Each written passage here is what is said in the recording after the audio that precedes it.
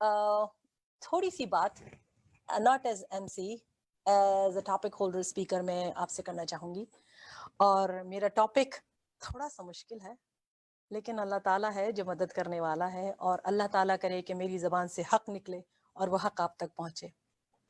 मेरा नाम फारीना सिद्दीकी है। जैसे मैंने अपने आप को इंट्रोड्यूस कराया, मैं यूथ मेंटोर हूँ।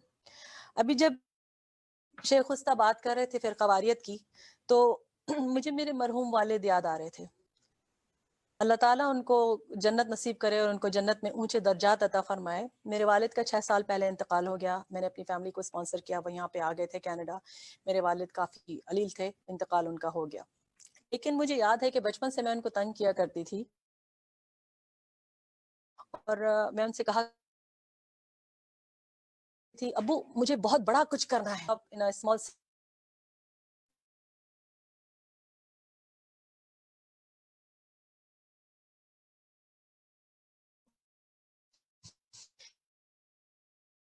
तो वो मुझे मजाक से कहा करते थे, क्या बड़ा करना है, बड़ा होना सीखो और ये समझो कि अल्लाह ताला ने तुम्हारे वजूद को इस दुनिया में उतारा क्यों है, उसके बाद बड़ा करने की भी बात करना, पहले अपने आप को। तो मेरे ख्याल से इस वक्त इस बेटियों को, अपने बेटों को यही सिखाना चाहते हैं कि वो बड़ा करते कैसे हैं।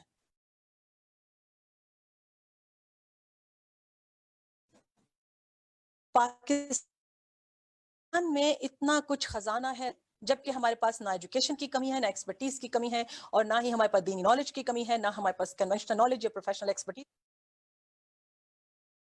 तो मैं एक चीज की याद दिलाना चाहूंगी, जो हमने इस वक्त पूरी जिंदगी पढ़ी है, कुरान का हुक्म है, लेकिन हालिया कोविड-19 के सिलसिले में हम बार बार इसको रिपीट करते रहे हैं, अमवात की सूरत में, मुस्तकिल मुख्तलिफ सदमात की सूरत में।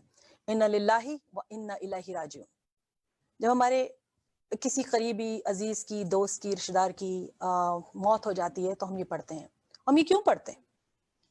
हम इसलिए पढ़ते हैं कि हमें हुक्म है, और हम ये याद दिलाते हैं अपने आप को भी, और अपने अराउंड जो लोग हैं उनको भी, और जो दूर हैं उनको भी, कि हम अल्लाह ही की तरफ से हैं और अल्लाह ही की तरफ हमें लौटना है।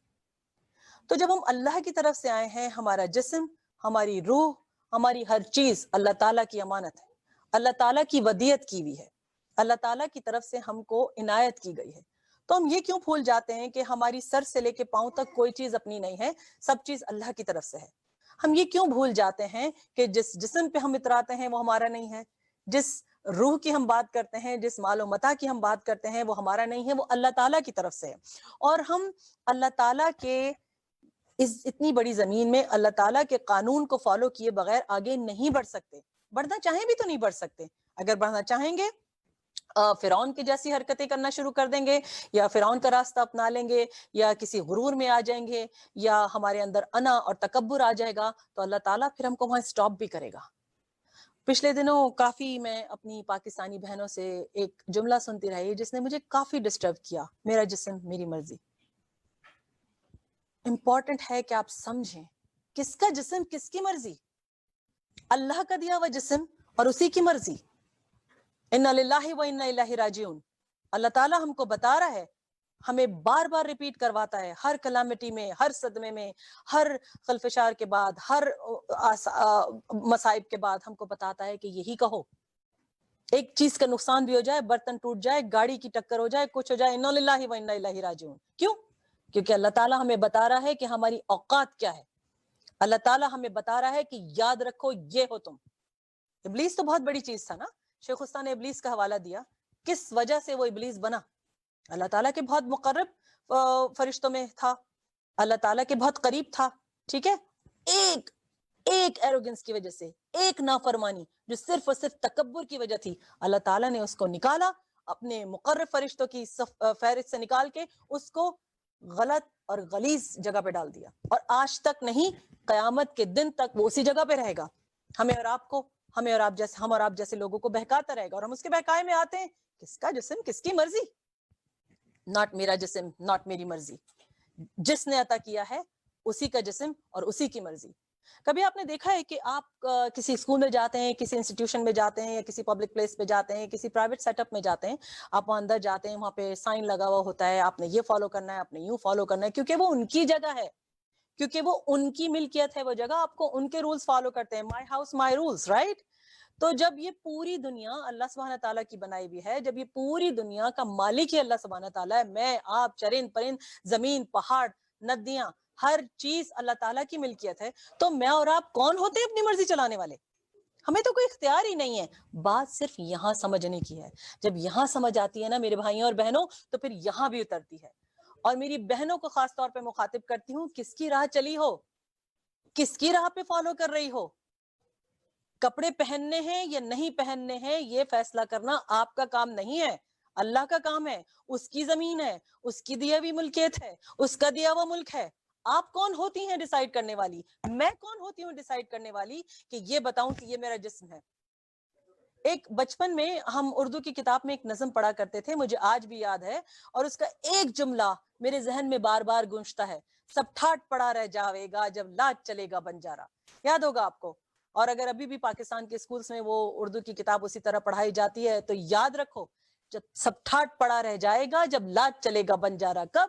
وہ سارا غرور, تکبر, freedom, feminism, my freedom of speech and everything will be completely abolished when you're dead, right? بہت سارے لوگ آپ کو بتاتے ہیں, مغرب میں بھی مشرق میں بھی ہر جگہ, oh YOLO, you know what, you only live once. No, no, no, no, no, you only die once and then you're accountable to Allah subhanahu wa ta'ala. تو یاد رکھنے کی ضرورت ہے کہ آج کی مسلمان عورت کھڑی کہاں ہے, کس کو فالو کر رہی ہے, اور کہاں جانا چاہتی ہے, جہنم میں یا جنت میں. اور اگر جنت جاننا ہے تو اس کا تو بالکل سیدھا راستہ اللہ سبحانہ تعالیٰ نے بتا دیا, میری بندگی کو بالکل منوان قبول کرو, مجھے رب مانو, ایک ہی رب مانو, اور صرف میرے ہی اشاروں پہ چلو, میری ہی مرضی پہ چلو, اور وہ جو میرا رسول پاک صلی اللہ علیہ وآلہ وسلم لے کر آیا تمہارے لیے, اس کو فالو کرو. اور جو نبی کی بیویاں امہات المومنین فالو کرتی رہی ہیں راستہ, اسے اپناؤ. کہاں سے لائیں گے ہم وہ عورتیں جو حضرت سمیہ کی طرح شہید ہو جائیں, جن کے پاس پورا قرآن بھی نہیں تھا اور وہ شہید ہو گئیں صرف اسلام کے نام پہ, سب نبی پاک صلی اللہ علیہ وآلہ وسلم کی محبت کے نام پہ, کیونکہ وہ اللہ کے دین کو لے کر اترے تھے. کہاں سے آئیں گی وہ عورتیں جب ہم کہتے رہیں گے میرا جسم میری مرضی؟ کس کا جسم کس کی مرضی؟ اللہ کا دیا ہوا جسم اور اسی کی مرضی, اللہ کی زمین اور اسی کی مرضی, اللہ کی مرضی اور اسی کی مرضی, صرف اسی کی مرضی, کسی کی مرضی نہیں. آپ اپنی اولاد پالتے ہیں, اولاد کو پیدا کرنے کا ذریعہ بھی اللہ سبحانہ تعالیٰ ہے. آپ کے پاس, یاد رکھیے, آپ کی اولاد اللہ کی امانت ہے, اور اللہ تعالیٰ آپ سے, ان ماؤں سے پوچھے گا قیامت کے دن, کیا کیا تھا میں نے تمہیں, ایک بچہ دیا تھا, ایک بچی دی تھی, کیا کیا؟ وہ دین کے راستے پہ چلے یا نہیں چلے؟ تم میک اپ لگا کے, اونچی ہیل پہن کے, سلیو لیس کپڑے پہن کے, یا چھوٹے بلاؤز پہن کے بازار میں نکلی تھی کیونکہ تمہاری بیٹی بھی تمہیں فالو کرے؟ کیا کر رہی ہو میری بہن؟ کس راستے پہ گامزن ہو؟ ہوش میں آ جاؤ. اور یہ بات میں اس لیے نہیں کہہ رہی کہ آج میں حجاب و بایا پہنے بیٹھی ہوں تو میرے منہ میں زبان ہے اللہ کی دیوی. میں یہ اس لیے کہہ رہی ہوں کہ میں غفلت اور گمراہی کے راستے سے گزر کے یہاں تک پہنچی ہوں. میرا بھی زمانہ جاہلیت تھا. جب میں کینیڈا آئی تھی صرف پارٹ ٹائم حجاب کرتی تھی, پوری طرح مجھے احساس ہی نہیں تھا کہ حجاب ایک فرض ہے اور مجھے اپنی بیٹیوں کو تبلیغ کرنی ہے, مجھے اپنی بیٹیوں کو تبلیغ ترغیب کے ذریعے کرنی ہے. تو میں آپ کو اپنے ایکسپیرینس بتا رہی ہوں, اس لیے نہیں کہ میں یہاں ویسٹ میں بیٹھی ہوں میرے لیے بولنا آسان ہے. آپ بہت اچھی جگہ پر ہیں, آپ بالکل صحیح جگہ پر ہیں, اور آپ ہی وہاں اس جگہ پہ تبدیلی لا سکتی ہیں, کیونکہ آپ کو اللہ تعالیٰ نے طاقت دی ہے, آپ کو اللہ تعالیٰ نے وہ ماحول دیا ہے. یہاں میرے لیے مشکل ہے, وہاں پہ آپ کا حجاب کوئی نہیں نوچتا نا, کوئی نہیں کھینچتا نا, ٹھیک ہے, وہاں پہ آپ کو کوئی یہ نہیں کہتا نا کہ اپنی زندگی اور حجاب میں سے ایک چیز چن لو. وہاں پہ آپ کو کوئی ہیٹ اٹیمپٹ نہیں کرتا ہوگا نا پاکستان میں. تو you are rich, you are blessed, الحمدللہ. یہاں پہ مجھے اپنے حجاب کو جسٹیفائی کرنا پڑتا ہے. میری 2 بیٹیاں حجاب کرتی ہیں, ان کو اپنے حجاب کو جسٹیفائی کرنا پڑتا ہے. دے ہیو ٹو فٹ ان. وہاں پہ اگر عورت پردے میں نکلتی ہے تو اس کو کوئی بیش نہیں کرتا, اس کو کوئی برا نہیں کہتا, آپ کو عزت کی نظر سے دیکھا جاتا ہے. ایک بہن نے یہاں پہ سوال کیا تھا کیا بردر اویس منگلوالا سے کہ کیا سیلیبریٹیز کو بھی فالو کرنا چاہیے ایز لیڈرز, تو بردر اویس نے اس کا بہت اچھا جواب دیا. میں تھوڑا سا ایڈ کرنا چاہوں گی. میں بچپن سے اپنی بیٹیوں کو ایک بات کہتی ہوں کہ بیٹا دیکھو, فیم 2 طرح کی ہوتی ہے, ایک عزت دار, ایک بے عزت. اور اس کا فرق کیا ہے؟ عزت دار فیم وہ ہوتی ہے جب عورت اپنے آپ کو پوری طرح اللہ تعالیٰ کے حکم سے ڈھک کے بالکل اپنی مسلمہ ڈگنیٹی اور مسلمہ پرائڈ کے ساتھ کھڑی ہوتی ہے کسی جگہ پہ کسی پوڈیم پہ جا کے اور اللہ کے حکم سے صرف حق بولتی ہے. وہ ہے بیوٹیفل فیم, وہ ہے طاقت ایمان کے ساتھ بولنا, اور اسی کو اللہ تعالیٰ کی قبولیت نصیب ہوتی ہے. اور ایک فیم وہ ہوتی ہے جب آپ اسٹیج پہ کھڑے ہو کے ناچتے ہیں, دوسروں کے بجائے ہوئے میوزک پہ تھرکتے ہیں اور اپنے آپ کو سیلیبریٹی کاؤنٹ کرتے ہیں, اور آپ سمجھتے ہیں کہ میں فیمس ہوں just because I took my clothes off following the Western mentality or ideology. That's wrong. You're actually following the wrong direction of famous aspect of your life. You are getting into the wrong celebrity mode.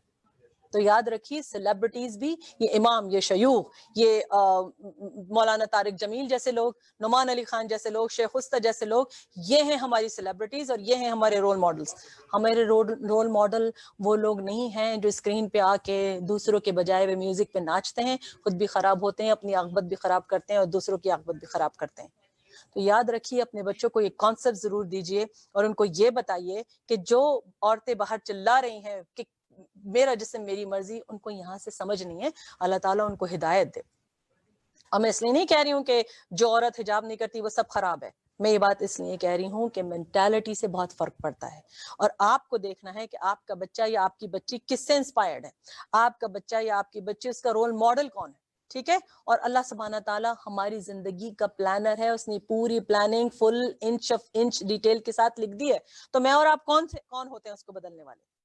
یاد رکھیے گا, جس کا جسم اسی کی مرضی, یہ جسم اس نے دیا ہے, اسی کی امانت ہے, اسی کو فالو کر کے آگے بڑھنا ہے, ورنہ جسم مٹی میں مل جائے گا اور ہاتھ کچھ نہیں آئے گا, کیونکہ سب ٹھاٹ پڑا رہ جائے گا جب لاج چلے گا بنجارا. جزاک اللہ خیر فار لسننگ. اگر آپ کے کوئی کوسچنس ہیں تو آپ مجھے بتا دیجئے. I can see some brother M. Ahmed has a comment, Allah is the best planner, but why non-Muslims doesn't believe it? جزاک اللہ خیر for this question brother Ahmad. میں صرف یہ کہہ سکتی ہوں کہ اللہ سبحانہ تعالیٰ نے اپنی دیوی تعلیم صرف مسلمانوں کے لیے نہیں بھیجی ہے, پوری دنیا کے لیے بھیجی ہے. ایون پروفٹ محمد صلی اللہ علیہ وآلہ وسلم کو آخری نبی کی حیثیت سے رحمت للعالمین بنا کے بھیجا گیا تھا, رحمت للمسلمین نہیں بنا کے بھیجا گیا تھا. تو میسج تو ہے, لیکن نان مسلمز کیوں بلیو نہیں کر رہے؟ اللہ تعالیٰ کی طرف سے ان کو ہدایت نہیں ہے, اور اس کی غلطی کا صحرا بھی ہمارے سر ہے.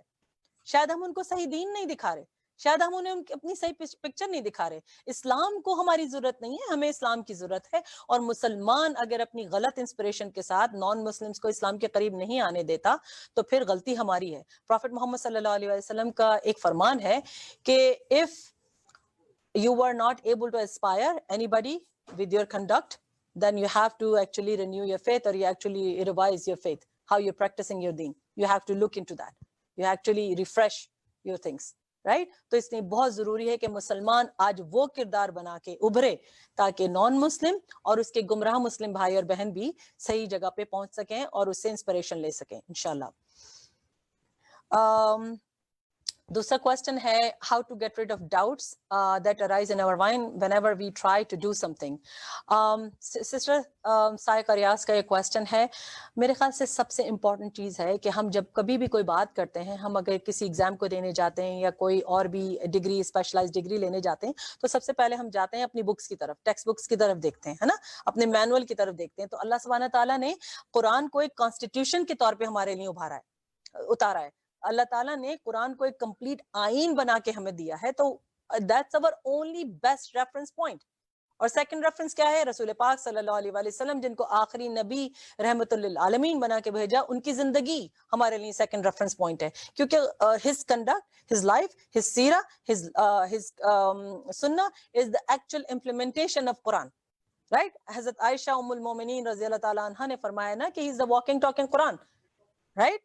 So we have to remember that these are the two sources of reference for us to actually remove our doubts. If you're not sure about something, please make dua to Allah subhanahu wa ta'ala with all your sincerity and open Allah subhanahu wa ta'ala's book. We have the whole constitution there. You have the whole آئین there. آئین کو اگر follow نہیں کریں گے تو doubts create ہوں گے اور ہم سمجھ نہیں سکیں گے کہ جواب کہاں جس سے جائیں. ان سے لے لیا, ان سے لے لیا, ان سے لے لیا, ان کو غلط کہہ دیا, ان کو صحیح کہہ دیا, کیا کریں گے؟ کیونکہ ایک جو ایکچوئل سورس آف ریفرنس ہے اس کو تو ہم ڈسریگارڈ کر دیتے ہیں نا. وہ تو طاقوں پہ سجی ہوئی ہے, وہ تو شیلف میں رکھی ہے, گرد آلود ہو رہی ہے, مٹی صاف کرتے ہیں. ٹھیک ہے, کام والی سے کہتے ہیں ذرا قرآن اٹھا کے جھاڑ تو دینا, بہت دن سے کسی نے چھوا نہیں. تو پھر کہاں سے آئے گی گائیڈنس اور کہاں سے آئے گی ہماری رہنمائی؟ رول کیجیے ہمارے پروگرام میں، اور ضرور اپنے بچوں کو، اپنی بچیوں کو موقع دیجیے کہ وہ انسپائریشنل لیڈرز بن سکیں اور ٹرانسفارم کر سکیں اپنی لائف کو دین کے ساتھ، دین الہی کے ساتھ، اور دین رسول اللہ صلی اللہ علیہ وآلہ وسلم کے ساتھ. اور میری طرف سے السلام علیکم ورحمۃ اللہ وبرکاتہ.